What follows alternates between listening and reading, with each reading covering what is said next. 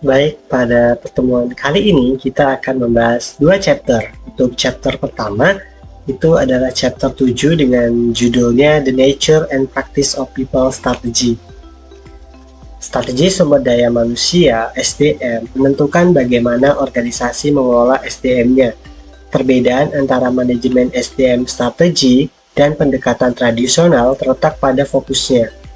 Strategi SDM mengedepankan pendekatan multi-stakeholder yang memperhatikan kepentingan pemilik, karyawan, pelanggan, pemasok, dan masyarakat. Selain itu, strategi SDM menganggap karyawan sebagai manusia, bukan alat untuk mencapai tujuan bisnis. Pendekatan tradisional lebih berorientasi pada kebutuhan bisnis dan pemegang saham. Strategi SDM adalah bagian integral dari model bisnis yang lebih besar dan harus memenuhi kepentingan ekonomi sambil menghormati tanggung jawab sosial dan berkelanjutan terhadap seluruh pemangku kepentingan. Baik, selanjutnya kita akan membahas sifat strategi manusia. Strategi sumber daya manusia (SDM) melibatkan penetapan kebijakan dan praktik pengelolaan SDM yang terintegrasi dengan strategi bisnis dan nilai-nilai organisasi. Strategi SDM harus relevan, fleksibel, dan mempertimbangkan perubahan. Ini melibatkan praktik manajemen konsisten secara internal dengan fokus pada penetapan prioritas, fokus, dan penyampaian. Strategi SDM berbeda dengan kebijakan SDM. Jika strategi memberikan arah jangka panjang dan terus beradaptasi, sementara kebijakan lebih berkaitan dengan tindakan saat ini. Baik, untuk materi berikutnya terkait ciri-ciri strategi rakyat. Semua organisasi yang berdiri pasti memiliki keunikan serta perbedaan budaya yang diterapkan. Dan hal itu sangat mempengaruhi lingkungan kerja organisasi tersebut. Ada dua tokoh terkenal yaitu Thomson dan Strickland pada tahun 1996 mencatat bahwa strategi aktual suatu perusahaan sebagian direncanakan dan sebagian lagi reaktif terhadap perubahan keadaan. Terdapat 3 jenis strategi sumber daya manusia yang dapat diidentifikasi. Yang pertama, pernyataan niat yang luas dalam berbagai judul. Yang kedua, strategi keseluruhan yang berkaitan dengan kinerja tinggi, manajemen komitmen tinggi atau manajemen keterlibatan tinggi. Yang ketiga, strategi khusus yang berkaitan dengan berbagai aspek manajemen sumber daya manusia seperti manajemen bakat, pembelajaran, dan pengembangan, serta penghargaan. Next, untuk subbab berikutnya, pernyataan niat yang luas. Strategi sumber daya manusia bisa saja terdiri dari pernyataan niat yang luas, yang memberikan kerangka kerja untuk rencana strategis yang lebih spesifik dalam bidang pengelolaan sumber daya manusia secara individu. Salah satu tokoh yaitu Miss Bird pada tahun 1987 menyebut pendekatan ini sebagai strategi payung. Jadi dapat di-highlight sebagai strategi payung, di mana manajemen senior menetapkan pedoman yang luas dan menyerahkan hal-hal spesifik kepada orang-orang di tingkat bawah dalam organisasi. Pada tahun 2004, ada salah satu tokoh yaitu Ward dan kawan-kawannya melakukan penelitian terhadap perumusan strategi sumber daya manusia di sejumlah perusahaan Amerika Serikat. Mereka menemukan bahwa komponen inti dari strategi sumber daya manusia tampaknya adalah membangun budaya kinerja, mengembangkan kemampuan kepemimpinan, menarik dan mempertahankan karyawan, talenta terbaik, dan menyediakan sistem, proses, dan layanan sumber daya manusia yang canggih. Saya akan melanjutkan materi dari rekan saya. Pendekatan manajemen sumber daya manusia secara keseluruhan.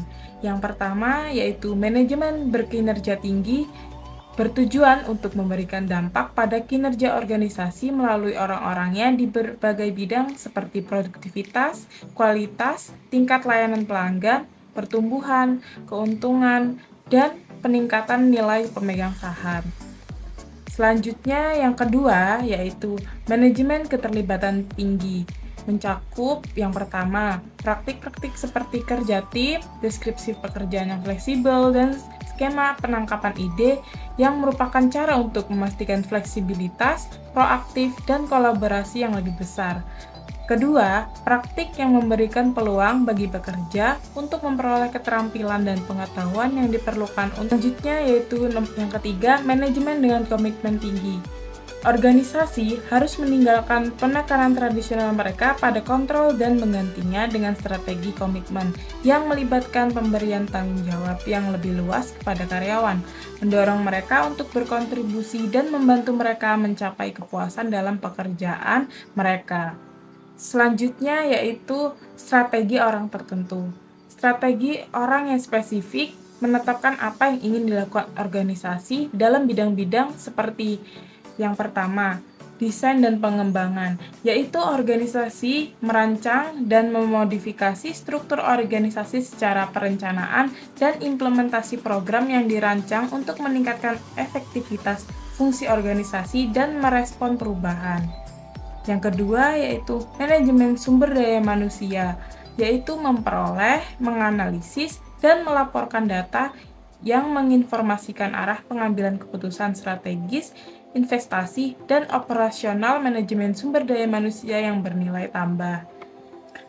Selanjutnya yaitu manajemen pengetahuan. Manajemen pengetahuan yaitu menciptakan, memperoleh, menangkap, berbagi, dan menggunakan pengetahuan untuk meningkatkan pembelajaran dan kinerja. Selanjutnya yaitu tanggung jawab sosial perusahaan. Adalah komitmen untuk mengelola bisnis secara etis agar memberikan dampak positif terhadap masyarakat dan lingkungan. Sekian yang dapat saya sampaikan, akan dilanjutkan oleh rekan saya. Materi selanjutnya adalah mengevaluasi strategi sumber daya manusia. Strategi yang baik adalah strategi yang berhasil. Strategi sumber daya manusia harus dievaluasi dengan membandingkan pencapaian dengan tujuan yang telah ditetapkan sebelumnya. Evaluasi ini membantu organisasi untuk mengetahui sejauh mana strategi tersebut efektif dalam mencapai tujuan yang telah diinginkan. Selanjutnya ada 5 kriteria yang harus diperhatikan saat menilai strategi sumber daya manusia yang direncanakan. Yang pertama, strategi harus menunjukkan sesuatu yang benar-benar penting untuk kemajuan dan keberlanjutan perusahaan ke depannya.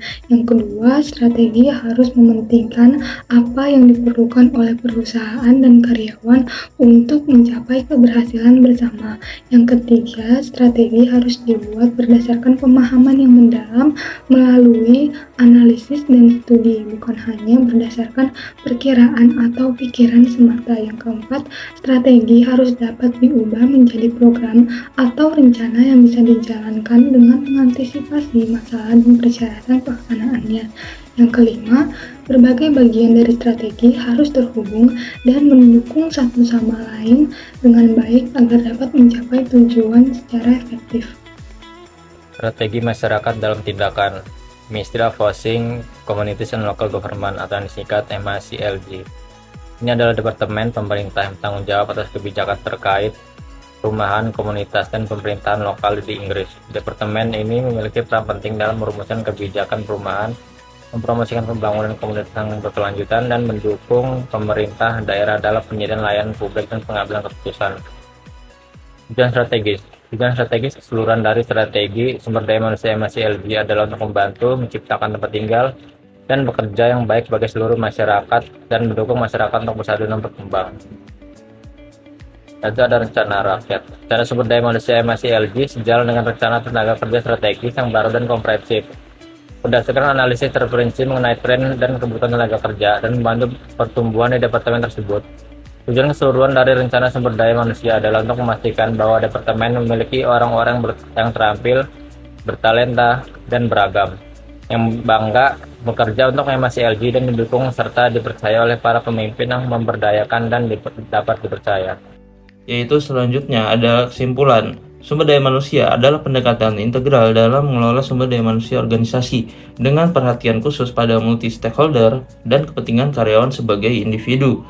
Berbeda dengan pendekatan tradisional yang lebih berfokus pada kebutuhan bisnis, strategi sumber daya manusia menggabungkan nilai-nilai organisasi dengan kepentingan ekonomi dan tanggung jawab sosial yang berkelanjutan. Evaluasi strategi sumber daya manusia penting untuk memastikan keberhasilan dan relevansi dengan tujuan yang telah ditetapkan dengan kriteria yang meliputi relevansi, pemahaman mendalam keterlaksanaan, dan keterhubungan antar bagian strategi.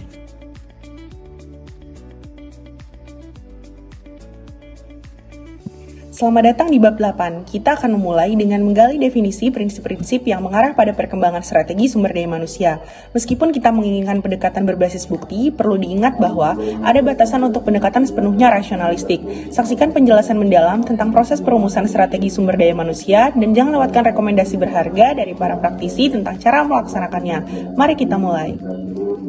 Prinsip pembangunan. Jadi ada 3 prinsip yang mengatur perkembangan strategi sumber daya manusia.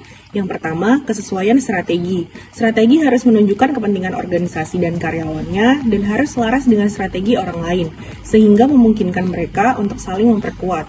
Yang kedua, ada pendekatan multi pemangku kepentingan. Jadi, strategi ini harus memenuhi kebutuhan semua pihak para pemangku kepentingan organisasi. Dan yang terakhir, ada fokus pada implementasi. Jadi, strategi ini kita tidak boleh terlalu sulit untuk menerapkan baik fungsi manajemen sumber daya manusia maupun yang lebih penting yaitu oleh manajer lini. Pendekatan berbasis bukti untuk mengembangkan strategi sumber daya manusia. Manajemen sumber daya manusia strategis menekankan pentingnya kesesuaian strategis.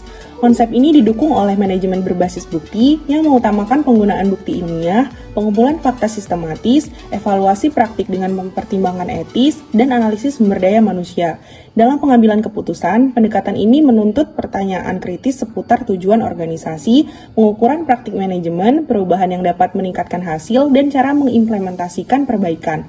Analisis sumber daya manusia menjadi integral dalam manajemen berbasis bukti dengan fokus pada pengukuran keterlibatan, evaluasi pengalaman karyawan, retensi, rekrutmen, pengembangan manajemen kinerja, dan analisis prediktif untuk memandu strategi sumber daya manusia. Batasan pendekatan yang sepenuhnya rasionalistik. Perumusan strategi sumber daya manusia bukanlah proses yang mudah seperti yang diyakini oleh sebagian orang. Ada batasan-batasan untuk model perencanaan strategi yang terlalu rasionalistik. Henry dan Pettigrew mengamati bahwa strategi dapat muncul dari aksi dan reaksi para manajer dan pihak-pihak yang terlibat. Johnson mengatakan, keputusan strategis dicirikan oleh kehidupan organisasi yang penuh dengan tawar-menawar. Tawar-menawar biaya dan manfaat dari suatu kelompok internal terhadap kelompok lainnya. Semua dalam ketidakjelasan yang mencolok dalam hal pengaruh dan tujuan lingkungan. Ketika mempertimbangkan pendekatan terhadap sumber daya manusia, maka perlu ditingkatkan hubungan interaktif antara strategi bisnis dan strategi sumber daya manusia. Boxall menekankan bahwa proses pembentukan strategi itu rumit, dan model-model yang terlalu rasionalistik yang mendukung hubungan formalistik antara perencanaan strategis dan perencanaan sumber daya manusia. Proses itu penting. Setelah melakukan penelitian di 30 perusahaan ternama di Inggris, Tyson dan Witcher menyimpulkan bahwa proses perumusan strategi sumber daya manusia seringkali sama pentingnya dengan isi strategi yang pada akhirnya disepakati. Dikatakan bahwa dengan membahas isu-isu strategis dan menyoroti titik-titik ketegangan, ide-ide baru akan muncul, dan konsensus mengenai tujuan-tujuan dapat ditemukan.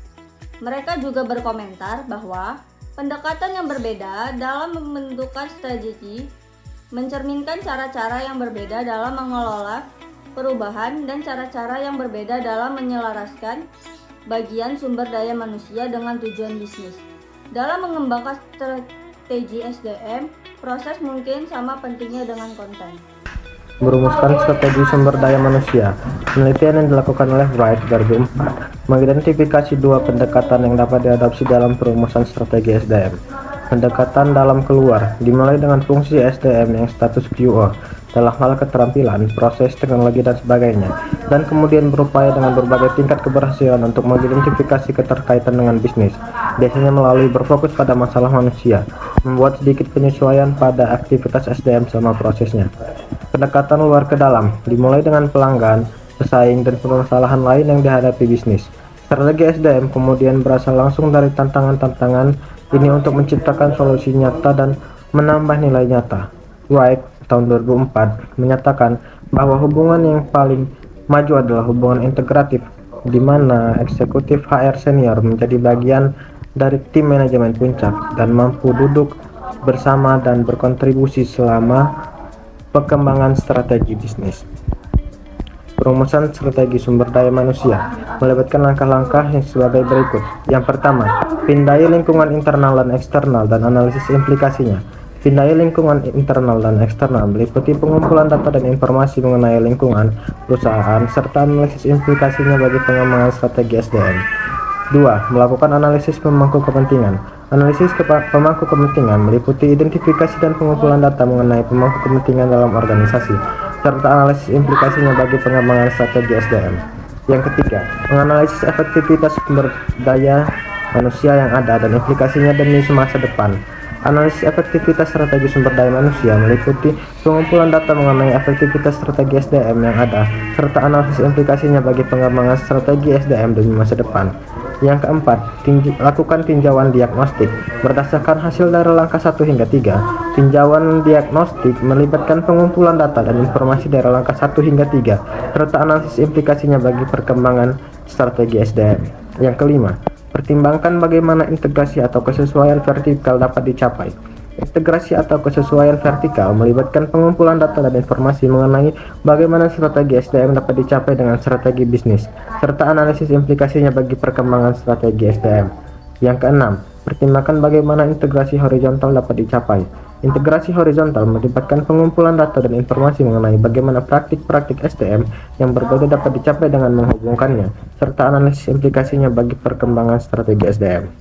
Yang ketujuh, terapkan strategi SDM melibatkan pengumpulan data dan informasi dari langkah 1 hingga 6, serta pengembangan strategi SDM yang sesuai dengan tujuan, visi dan misi perusahaan, serta dapat disesuaikan dengan turbulensi lingkungan perusahaan.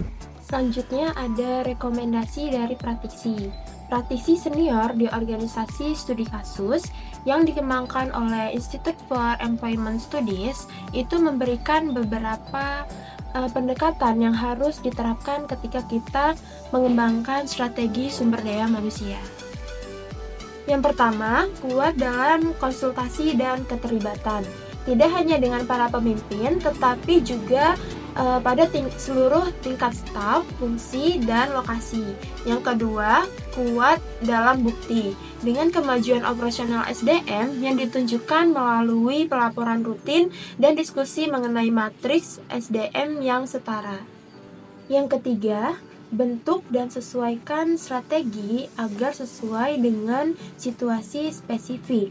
Yang keempat, pertahankan hal tersebut dalam lingkup kemungkinan dan pastikan bahwa strategi ini realistis.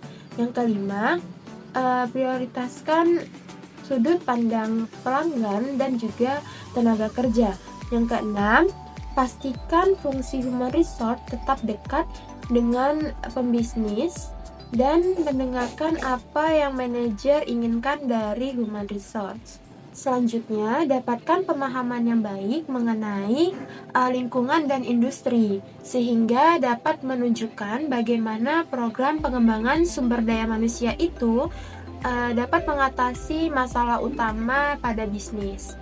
Dan yang terakhir yaitu memiliki rasa ingin tahu dan memahami setiap budaya di organisasi. Baiklah, masuk ke kesimpulan. Pembangunan SDM didasarkan pada prinsip kesesuaian strategis, pendekatan multi pemangku kepentingan, dan fokus pada implementasi. Penting untuk menerapkan pendekatan berbasis bukti dengan menggunakan manajemen berbasis bukti untuk mengembangkan strategi SDM. Namun, ada batasan pada pendekatan yang sepenuhnya rasionalistik dalam merumuskan strategi SDM, karena keputusan strategis seringkali dipengaruhi oleh dinamika organisasi dan interaksi antara pemangku kepentingan. Pendekatan yang berbeda dalam merumuskan strategi SDM mencerminkan cara yang berbeda dalam mengelola perubahan dan menyelaraskan SDM dengan tujuan bisnis. Proses pembentukan strategi SDM juga dianggap sama pentingnya dengan konten strategi yang dihasilkan. I just put some ice on my bed. Don't get no man no price for my bed.